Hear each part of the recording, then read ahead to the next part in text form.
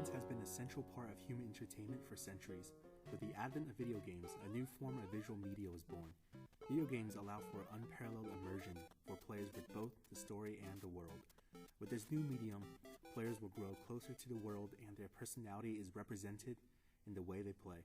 The choices made by the players will translate into actions performed by the video game character. In a sense, the players are the main character. Due to this, video games allow for something that isn't possible in books and movies: total immersion with the world, environment, the characters, and the romance. Our project will focus on the different methods that video games develop forbidden romance, and then on the consequences that this medium has on the perception of forbidden romance. Video games allow for a more interactive depiction of forbidden romances that traditional media cannot provide. Through gameplay, dialogue, and cutscenes, or a combination of the two, games can allow the players to have direct control over the progression of the relationship. One method that video games use to display romance is through the use of dialogue trees and player choice. This method is relatively new in video game terms and has appeared in more technologically advanced games. The first game we're going to talk about is Mass Effect. In Mass Effect, you play as Commander Shepard, the eventual savior of the universe. Throughout your adventure, you will make choices that will affect the current situation and what may possibly happen in the future. These choices can range from who the player creates a relationship with to whether or not the player wants to commit genocide. The choices that the player chooses will transfer over to the next game in the series, so every decision made by the player will be important. For example, the player can pursue a character as a romantic partner in the first game. In the second game, the character can cheat on this character with a different character. The original love interest will confront the player and force him to choose who they truly love. I didn't want you to do this alone, but I guess you're not alone anymore. The second game is Hatoful Boyfriend, a Japanese dating simulator where you play as the lone female human transfer student to a school of all male pigeons. Your mission is to create an alliance between humans and the intelligent avian population by forming a relationship with one of these birds.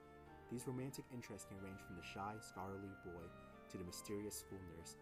This game, just like Mass Effect, develops forbidden romance through player choice and dialogue trees. Players are free to pursue any character they want, and depending on the dialogue choices they make, may either find love or a bad end. While both games are completely different genres, they allow for the story and relationships to be developed by the choices that the player makes. Mass Effect's main story is about saving the universe, while Hatoful Boyfriend's plot is simply about finding pigeonly love. Both games allow for something that books and films can never obtain: user or player participation. Next, we're going to talk about a game that shows romance through gameplay. Ico released for the PlayStation 2 in 2001. It is about a horned boy named Ico who is being sacrificed and ends up escaping a stone coffin and exploring a large castle. The origins of Ico and why he's being sacrificed are intentionally kept vague, as the focus of the game is predominantly on its setting and atmosphere. Soon in his adventure, Ico encounters Yorda, a princess who is immediately established as foreign to Ico through the use of gibberish subtitles. Because of a perceived language barrier, Ico must guide Yorda throughout the castle slowly and methodically, while solving puzzles and fighting off shadow monsters. These shadows are trying to return Yorda to her mother, an evil queen who is trapping her daughter in the castle in order to harvest her body to increase her own lifespan. While playing the game, the player uses the PlayStation 2 controller to control Ico and issue various commands such as gesturing Yorda to follow or grabbing her hand to guide her.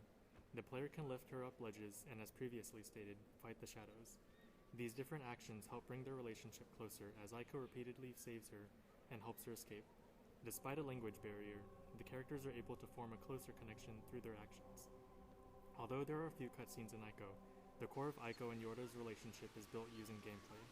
Getting this to work was so important to the game's director, Fumito Ueda, that this game changed platforms from the PlayStation 1 to the PlayStation 2 in order to accommodate the AI system necessary for a responsive Yorda. But the important point to make here is that the player sees the relationship grow every time he plays the game.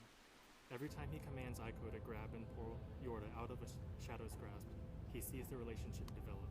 Every time he signals Ico to grab her hand, he sees the relationship develop. This is truly different from what other mediums are capable of displaying. One series that uses both gameplay and cutscenes in conjunction to depict forbidden romance in video games is the Sly Cooper game series. Sly, a thief from a long family line of thieves, often finds himself in a dangerous love-hate relationship with Carmelita Fox, an Interpol agent. Their complicated relationship is a result of their conflicting morals, as even though Carmelita will stop at nothing to catch Tsai and his gang, she still finds herself greatly attracted to him. An example of how gameplay affects their relationship can be found in the second game in the series, Tsai 2 Band of Thieves. In the sequence, Carmelita is drawn towards a figure whom she doesn't recognize as Tsai in disguise. Carmelita is attracted by his charm, but once it is brought to her attention that the treasured clockwork parts have been stolen, she immediately reverts back to her old ways of thinking, assuming that Tsai has stolen the parts. Cooper! The gameplay aspect that correlates with this sequence involves matching correct button prompts and correct timing with the rhythm of the music. However, if the player fails to correctly time a button prompt, the consequences are not as dire as in the gameplay of Ico. In this case, the player can simply restart the sequence to correct the mistake. The gameplay of the tango sequence simply acts as a supplement to the story, as opposed to a specific example in which the relationship between Tsai and Carmelita is destroyed if the segment has failed. The dynamic between Tsai and Carmelita can also be seen in certain gameplay chase sequences, in which the player controls Tsai as he escapes from an angered Carmelita.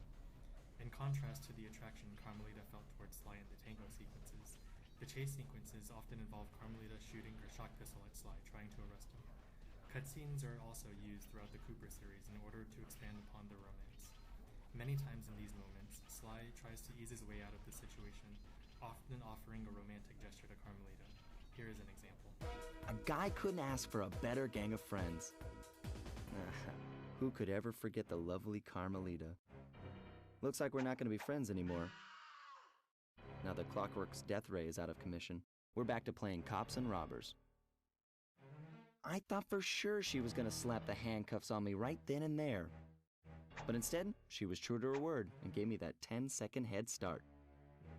10, 9, 8, 7, 6, 5, 4, 3, 2,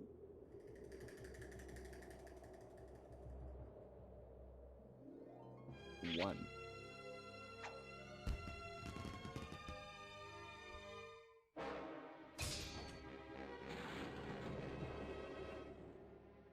I felt bad leaving her stranded on that giant rock, but I knew it wouldn't be long before we'd see each other again.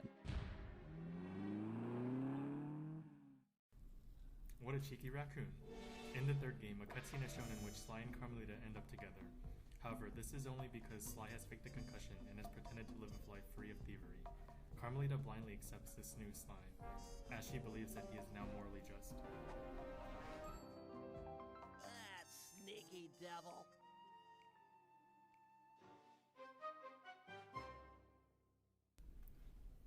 Due to the interactivity of video games, players are brought closer to the characters. Sal 9000 of Tokyo, Japan married Nene Anagasaki in 2009. What is unusual about this marriage is that Nene is a video game character from the game Love Plus for Nintendo DS. Video games practically created a new type of forbidden romance, that involves a live human being with a digital character. Many are afraid that situations such as this will create introverts who are unwilling to go out in society and interact with the opposite sex. Problems such as Japan's decreasing birth rate and increasing divorce rates only exacerbate this problem. While video games have destigmatized many forms of forbidden romance ranging from post-human to homosexual relationships, other forms of forbidden romance have been increasingly stigmatized because of them. Rape is one of the forbidden romances that has faced this increased stigmatization. Video games such as Rayplay and Custer's Revenge both have players perform non-consensual sexual acts.